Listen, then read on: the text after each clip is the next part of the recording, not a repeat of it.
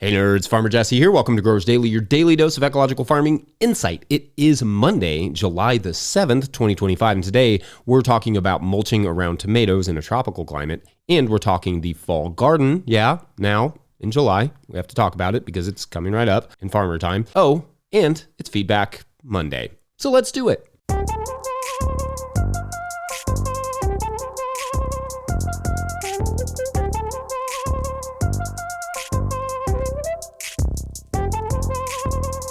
All right, y'all. Well, happy Monday, everyone. I hope you all are doing well and had a nice weekend.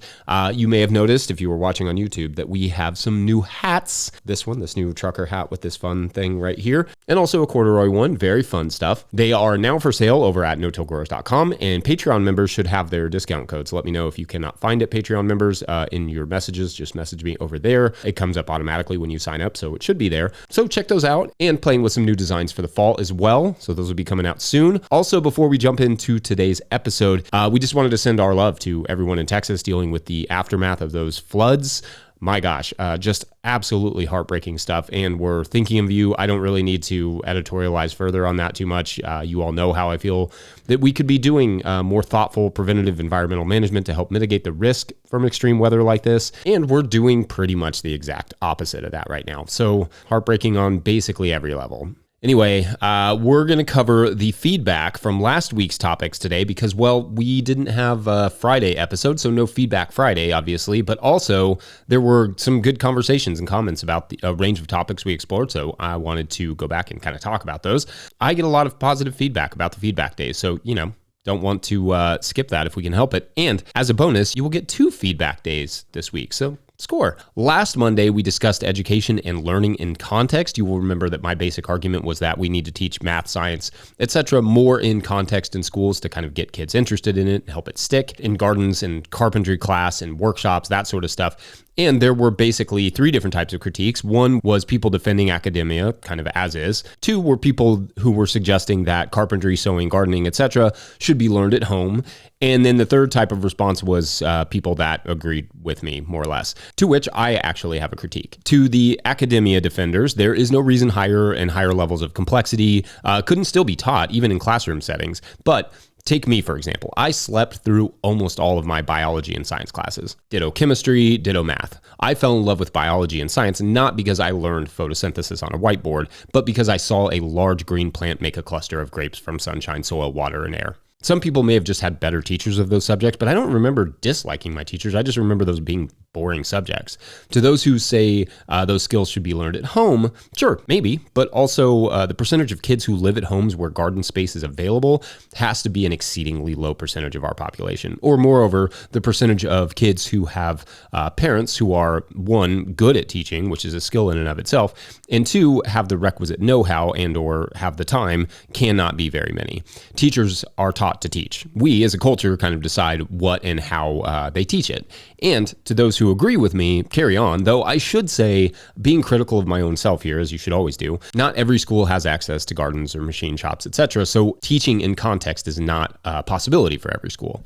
Now, no education system meets the needs of every kid because the reality is that we try to build generic educational systems and kids are not generic. They are not cogs. Not every plant needs the same thing to thrive. And likewise, that same thing applies to children. Not every child learns in the exact same way. And I should also add that nothing I talked about in that episode was particularly groundbreaking. I was basically describing some version of like Montessori, Emilia Romagna kind of style education that already exists, but is largely limited to people who can afford it. For me, especially staring at 20 to 50% unemployment in the near future due to automation and advances in AI, primarily in STEM-related fields, but also art, truck driving, etc., the effects of which I think we are gravely underestimating as a society, skills might very well be the future, or at least gives our children something we know and they can use. Or maybe I just want my kids to be better mechanics and carpenters than me because it would come in really handy on the farm. Probably that. Also, thanks for the congrats on the sobriety. It's wild to have a brain that it actually occasionally works like I expected to. Emphasis on the occasionally, but a nice change of pace, really. So Appreciate you all. Then last Tuesday, we got lots of great comments on the segment on growing things for the kitchen when you can't eat alliums. At Forging Your Roots wrote, quote, a couple of other aromatic plants to consider would be sweet cicely or anise root, shiso or northern bayberry. The first two are very potent flavors, while the last one is very, very subtle. I suppose you could also add spice bush, leaves of dried berries, and sweet fern, if you're fortunate enough to have it in your local nursery, to the list as well. Lots of underappreciated smellies out there, end quote. I agree, and I also agree on the smellies and also the term smellies. Plus, I will second shiso and spice bush, two good ones for sure. A couple people like at Sharon Chu, 2144 recommended tarragon, which yes to that. Quote, tarragon is delicious with anise flavor. It's a perennial in my zone, 6B on mostly sunny slope. Tulsi, aka holy basil, smells divine like sweet cinnamon, tastes great in Asian foods. Let it grow big and bushy just for the pleasure of brushing by it to smell its intoxicating aroma, end quote. Yep, I'm good with those. I also that day bemoaned how discussing environmentalism has become uncool, and I liked what at Lee Cussub, 1196, wrote, quote, hey Jesse, you are not alone. We care about the environment. Ecological ways of doing things are often more expensive at the outset, but less so over time. Never mind the fact that they help the earth and everything that lives on it. Could not be more with you on this. I don't know how it's become uncool to talk about it, but in that case, I guess I'm just very uncool, end quote. Yeah, here. On Wednesday, we talked about sowing into a standing cover crop, and at ZZXXVVYY2, yep, that's their name, wrote, quote, Masanobu Fukuoka would pelletize seeds in clay slurry, and then once they're dry, broadcast them in clover cover crop. He would water heavily to get the seeds to sprout. Once they were about an inch high, he would set his mower just above that and mow the clover. This would stunt the clover and open up sunlight for the new sprouts so they could grow up through the clover, perhaps give something like this a try, end quote. And what's funny is that the Fukuoka seed balls did come to mind when I was thinking about this, but you'd have to find a way to make it less, first of all, just make the seed balls themselves less labor intensive to do it on any sort of scale, like a soil blocker maybe capable of handling clay. I have tried similar things using compost slurries and the like, but not to quite the same effect. And also, clover's pretty aggressive. Like it's going to be hard to deal with that, depending on what you're trying to plant next. Also, I liked what at Darren McGann wrote, quote, I really like the addition of the clips of viewers' farms. Nice touch, end quote. And also, William Curry 185, who wrote, quote, just got to say, I really like the views from the different farms in 20-second snippets. Whoever thought of that is brilliant and good work. Thanks for the time, attention, and videos, Farmer J, end quote. Yeah, throughout the last week, we got great comments about the videos you all submitted, and I have enjoyed them too. I think we actually still have a few left that we will add this week, in fact, so be on the lookout for that. Maybe we will try to make that somewhat of a regular thing, if not someday weekly thing on the show, so that should be fun. Thank you all for playing along. Then on Thursday, we talked about seed storage option, and I liked this from at KPR, who wrote, quote, the way I store my seeds is I have a photo album and I slide the seed packets into the photo slots. They are in alphabetical order, except I have dedicated pages for flowers, tomatoes, and peppers. I keep the album in a plastic tote that seals to protect from moisture and keep it all in my dark, cold basement. This doesn't work for bulky seeds like corn and peas, obviously. So for those, I keep them in the packets in the same plastic tote, end quote. Thank you, and I love that idea. And I also liked this from at Alex Burns 4568, who wrote, quote, big fan of using opaque photo boxes. Opaque manages light. The individual boxes are slightly larger than most seed packets, making them space efficient, and large cases that the boxes come in usually hold around 16 individual boxes. I place silica packets in the individual boxes to manage humidity, label everything, and you're good to go, end quote. So yeah, good options there. Now, I was also critical that day of fireworks, which I assume is where this comment came from, and so, or at least like what it's referencing from at Trev's Kiok 8295, who wrote, quote, I wish you loved your country as much as gardening, end quote. And with respect to this person, I think there's no greater act of love for a country than suggesting maybe we shouldn't pollute it. Change happens because our understanding grows. It does not have to be a bad thing. I'm not saying don't celebrate things, just change how we celebrate something so it's not, for instance, contaminating our air or water or disrupting migratory animals, torturing combat veterans, or any of the other dozen of very well-researched reasons to not use fireworks. The land beneath your feet, your neighbors, your wildlife, your water, all of that is your country. Care for that or you don't care for your country at all. Period. Full stop. Anyway, thanks as always for your contributions this week. Friends, you all rock. Otherwise, we're going to take a quick break and hear from a few of you all. And then when we come back, mulching around plant stems, BRB. Name is Ian, live in North Idaho, Zone 4B. Potatoes are doing well, garlic's about ready to come out. Strawberries have been great this year. Peppers are a little slow. Everything else is coming along. Raspberries about ready. More strawberries and the rest. Good morning, Farmer Jesse. This is Jennifer. I live just north of Albuquerque, New Mexico, so I'm in the high desert, and I'm just a home grower. I only sell if I have a bumper crop. So this is my hoop house, and I hope you have a wonderful day. Thank you for your videos and your podcast. Today's episode is brought to you by Farmhand. If you're listening to this, you probably found 5 rare minutes to breathe. But what got pushed back further down the to-do list to make that happen? If it's your CSA newsletter, you're not alone. Farmhand's new newsletter builder was made for busy farmers. It automates weekly emails, drives add-on sales, and makes it easy to keep your customers in the loop without spending hours behind a screen. It launches this summer, but our listeners can request early access now. Visit farmhand.partners/no-till. That's farmhand.partners/no-till. All right, back to the show. If you, the listener, are enjoying this podcast, getting even a small amount of value from it, consider supporting our work over at patreon.com/no-till-growers. I will try to get to questions from everywhere that questions come in, but I will always get to your Patreon questions. Now, today's Patreon question comes to us from Patreon member Mark Hare, who asks, and note, Mark, that I have edited the question a little bit just to fit the podcast context. Mark writes, quote, "We include compost as part of our no-till system. We flip beds by cutting previous crops at soil level or slightly below for mustard/cabbage crops, as I learned from you all. Plant the new crop and almost immediately add 3 to 4 centimeters of compost mulch. We mix our compost mulch using our own sifted compost, ground coconut fiber, our own worm compost, and some biochar, although we don't always have both the biochar worm compost at the same time. That means that in any 12-month period, we put compost mulch a minimum of 4 or 5 times. Often, for bigger plant starts like tomatoes, we spread the compost thinner by adding mulching material that we get from the city, generally a mix of chopped limbs, branches, twigs, and leaves. I worry that we may be adding to our already heavy mildew and other fungal disease problems when we use mulching material. What do you think?" End quote.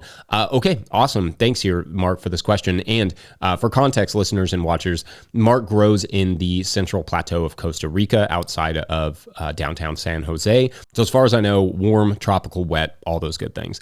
The general idea with fungal diseases and mulches is that you need to keep the base of the plant clear of mulch touching it in general. Compost, so long as it's fully decomposed, is generally fine because roots can sink themselves into it, but carbonaceous stuff like perhaps the twigs and sticks, etc., that you mentioned here might indeed create a problem. Part of that, however, is not necessarily that they would be sharing pathogens or the saprotrophic fungi, for instance, that decompose cellulose, but rather that having that mulch up against the plants can reduce airflow and trap moisture, which is just what pathogenic fungi are hoping you will do. So although I think it's fine to have that sort of stuff around your plants, I would make sure to leave at least a little bit of a gap right up against the plant stems to ensure they don't create fungal issues. Crops like tomatoes can be really tough in tropical climates for all the moisture, but also for pests. I know some tropical growers struggle to produce tomatoes for all the fruit flies that are so aggressive that they will get into the fruit before it's even fully ripe.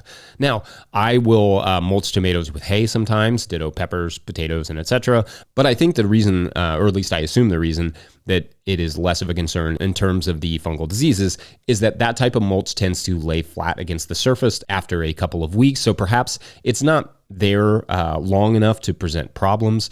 Mulch also tends to go down like onto the ground when a plant is at its most vigorous, reducing the risk. Like when a plant is growing fast, it's not as much of a risk of the fungal diseases. With the mulch you describe, I would just be concerned that it's not laying flat against the ground, sort of trapping in moisture right around the base of the plant. Otherwise, anything you all might add to that? Experiences with mulches damaging stems of plants for you all in tropical conditions or otherwise? Leaf mulches, for instance, are one that I would probably be careful with right up against your stems, but I'd be curious what you all think and what you all have experienced. Anyway, up next, we're going to take a quick break, and when we come back, nothing says July like the fall garden. BRB. Hi. My name is Mary Ann, and I grow cut flowers near Columbia, South Carolina in Zone 8B. I had a great spring season, no late frost or anything crazy, and I'm taking a break here in the summer, and I'll pick back up in the fall when it cools off a little bit and people want to have events again. Thank you for your help. Hi, I'm Jasmine, growing in North Alabama, and right now the gardens are off to a slow start. So I decided to take my time this spring getting things out, and then with all the rain, things are really just now trying to catch up. So hopefully this week of 90+ degree days makes a difference. Hey everyone, Michael Lang here with Happy Kitchen Farm. We are based in Tacoma, Washington, Zone 8B. And yeah, it's been a relatively cool and mild spring and summer so far, which is great. We need it because we are developing a new farm site, and I'm spending a lot of time digging up blackberry. So grateful for the weather. All right, after a week of hovering around 100 degrees Fahrenheit, that would be like 37.5 Celsius, I am excited to report that you should be thinking about your fall garden. For some of you, you are likely way ahead on this, and because you're in a colder climate where your fall gardens have to go out basically in tandem with your summer gardens. For us, our fall gardens usually start at the end of June/beginning of July with the starting of the ridiculously long season crops known as the brassicas. See what I did there? I crammed that word brat in there like a dad would. That would be the longer season brassicas that both hate the heat and require really long season to mature. So that would include things like your market cabbages, your Brussels sprouts, cauliflower, some of the longer season broccolis, and so on. Sunlight has already started to slowly fall for us, but in August is when it really begins to dive. So if those crops do not have a good head start, they will not fully size up by the time the cold really sets in. Now, if you're in a colder climate where you have cool nights and cool summers in general, these crops can be relatively easy to handle. That's kind of the climate they prefer. For us, growing crops like these here is a bit like trying to get a kid to eat something they don't want to. It's a battle, and often in the end, neither the crop nor the farmer is particularly happy with each other. But anyway, for the longer season crops, it's time to get those started and get those beds ready. Ditto things like fennel, which likewise have pretty long seasons, but are admittedly less ornery in the heat, so that's nice. For the Napa cabbage, tatsoi, bok choy, kale, head lettuce, those sorts of things, I can wait a few more weeks on those before I'm really like settled in for the fall versions. Our fall and winter carrots, however, are a crop that I like to get in by mid-July to late July with the 70+ day varieties, at least like Romance, that store really well. Napoli and Mokum and other shorter day to maturity varieties like that, I just plant every week or two all season, so they don't really count. They are spring and summer and fall already. Some of the other longer season radishes like daikons and watermelon radishes, etc., I will still wait on those until mid-August or so. Same with some of the longer season storage beets, just depends on their days to maturity. If it's a 50-day to maturity or less, I will wait until mid-August in my climate at earliest so they don't bolt and they get that nice fall flavor at the same time. Spinach falls into that category as well, but I usually do try to start some in cell trays in August by germinating it using the fridge to cool the seeded trays down for a couple days, and then I take them out at night. I described that in a video. I'll post that in the show notes. If the crop, whatever it is, it's like a 65 days to maturity or more, I try to get that in or started before the end of July. And if they are like 70+ days to maturity crops, pretty much now until the end of the month, I have to get those going. That may not make sense for everyone in every context, and please feel free to add your sort of guiding rules in the comment section for your context, but that's what works here. I find the heat is the hardest thing to deal with in terms of fall crops for us because with the heat comes stress, and with stress comes pests and or diseases. So maybe, employing some shade cloth from time to time, depending on what the crop is, can come in handy for you as it does for us, at least in the establishment phase. And of course, compost. A nice rich bed for, your especially those like heavy feeder brassicas really goes a long way. I mean, it just helps them get through that pest and disease challenge at the beginning of their life. Anyway, I hope that was helpful, or at least a vaguely insightful glimpse into the fresh fall garden. And I think we're going to done day this Monday. That's not a thing. I don't even know if I like saying it. But anyway, don't forget, No Till Growers is now officially a nonprofit 501c3, so donations are tax deductible and greatly appreciated. Please make sure to like and or subscribe and or follow wherever you're getting this podcast. That's an easy way to help us out. An enormous thank you to all of our show sponsors. And if you'd ever like to sponsor the show, you can reach out to Farmer Michelle at notillgrowers.com. She'd love to hear from you. Huge shouts to Willie Breeding for the theme music, Mike Hilbert for the production help and editing, and the team at No Till Growers. Also, shouts to Epidemic Sound for the background music that you can hear. Pick up a copy of my book, The Living Soil Handbook, at no-tillgrowers.com. That helps to support our work. Big thank you to everyone over at patreon.com/no-tillgrowers, where at a certain level, or if you just bump up from one level to another, or you sign up in the month of July, you get a shout out on the show. So big shout outs today to, it's a mystery. Let's see if we can find him. Doug Wagner, Gerard Holoduck, that's a cool name, and Anxious Pancakes. Here, feel that. So this week's story, should you choose to accept it, is about a young boy and his microscope. The microscope was a gift from his mom, who needed kind of something for him to do to keep him occupied during the summer while she worked. She had tried a bunch of different things, sports, books, Legos, but the one thing that really stuck was that microscope. The little boy loved to go out to the pond behind their house and get some water samples, and then spent hours just looking at the tiny droplets, enthralled by all the wiggly, weird little creatures that would pop up, until one day he spotted something relatively unusual in the water droplet, something very familiar and simultaneously completely impossible. What that is for tomorrow on Waterworld. I'll bet there's never been anything named that, so it probably doesn't have like any sort of negative connotations or associations. So anyway, yeah, I feel pretty lucky to have come up with that. Anyway, thanks for watching and/or listening. We will see you tomorrow for Tuesday. Sure. Right on. Bye.